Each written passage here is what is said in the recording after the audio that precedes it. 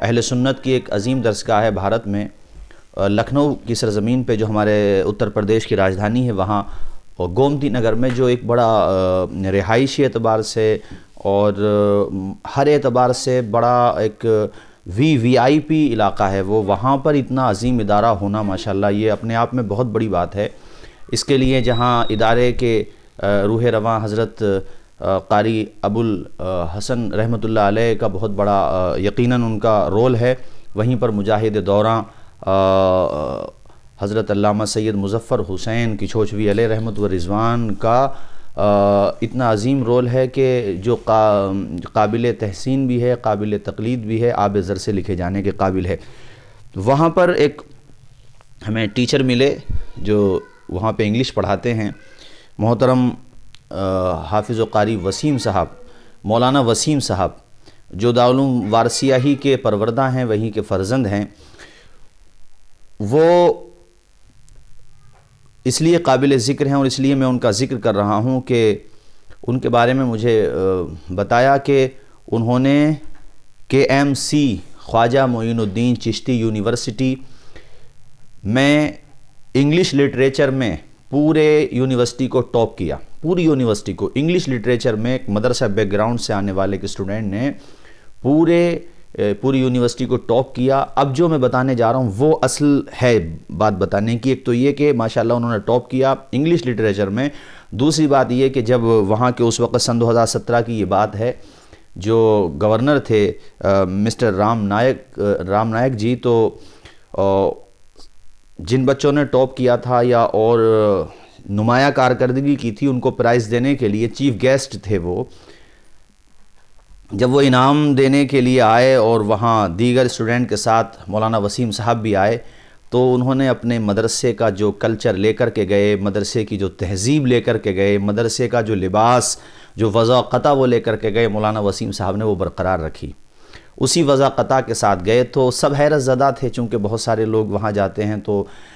یہ نہیں سوچتے کہ ہمارے بھارت کے سنویدان نے، ہمارے بھارت کے دستور نے، جو بابا صاحب امبیڈکر صاحب نے لکھا تھا، اس نے یہ اجازت دی ہے کہ ہم اپنے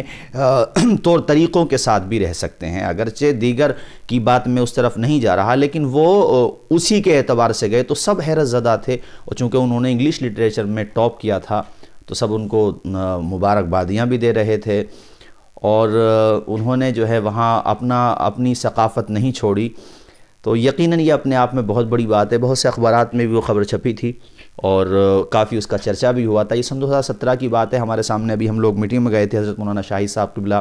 حضرت مولانا غلام مصطفیٰ نعیمی صاحب، حضرت مولانا مفتی نثار صاحب قبلہ مصباحی، اور محترم زبیر صاحب، ہم لوگ تھے اور ماشاءاللہ وہاں کے اساتذہ تھے۔ تو یہ بات سامنے آئی، میں نے سوچا میں اپنے ناظرین تک یہ قیمتی بات پہنچاؤں۔ اب مولانا وسیم صاحب کا کہنا یہ ہے کہ حضرت میں کہیں بھی گیا، کسی بھی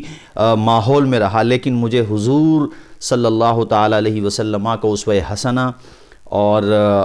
پیارے آقا صلی اللہ علیہ وسلم کی سیرت طیبہ سے ملنے والی روشنی مجھے ساری روشنیوں سے افضل، ساری ثقافتوں سے افضل، ساری تہذیب سے افضل، تو مجھے بڑی خوشی ہوئی اور میں نے کہا کہ واقعی یہی ایک چیز ہے۔ اور میں اس تناظر میں یہ بھی کہنا چاہتا ہوں ان کی طرف سے کہ کردار سے بنائیے معیار زندگی، ماحول سے حیات کا سودا نہ کیجیے۔